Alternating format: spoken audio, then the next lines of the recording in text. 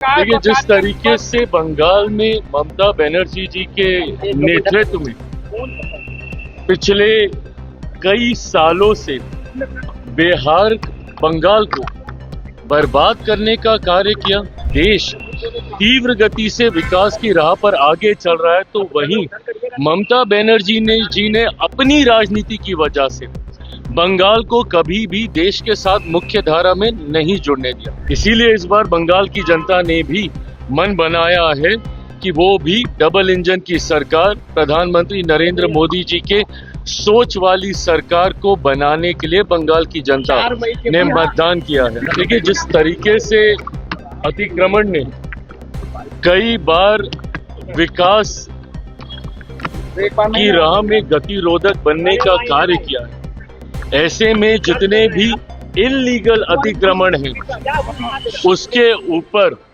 कार्रवाई की जाएगी।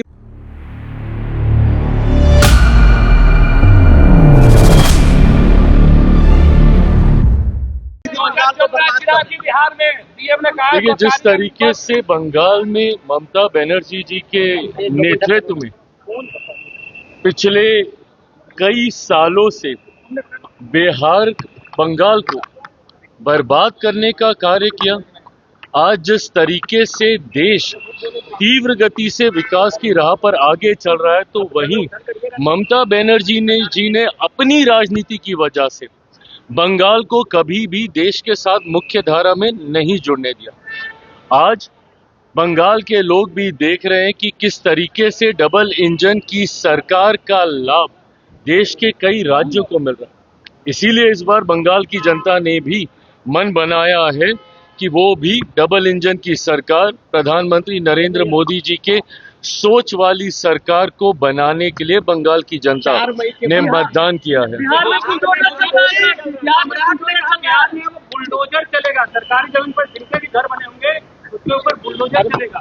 देखिए, जिस तरीके से अतिक्रमण ने कई बार विकास की राह में गतिरोधक बनने का कार्य किया है, ऐसे में जितने भी इल्लीगल अतिक्रमण हैं उसके ऊपर कार्रवाई की जाएगी, पर इस बात को भी सुनिश्चित किया जाएगा कि कोई भी ऐसे घर को ना तोड़ा जाए, कोई ऐसे परिवार के साथ अन्याय नहीं हो जिनका जायज अधिकार वहां पर हो।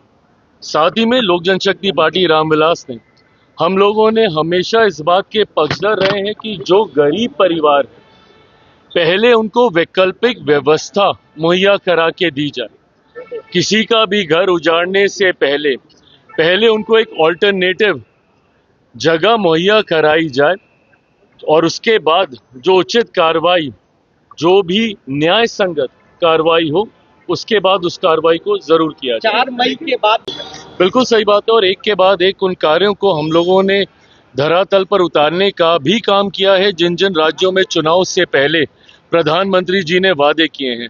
उसी सोच के साथ इन बातों को प्रधानमंत्री जी के द्वारा रखा गया है, जो कि यकीनन 4 मई को एनडीए की सरकार बनने के बाद धरातल पर उतारे जाएंगे।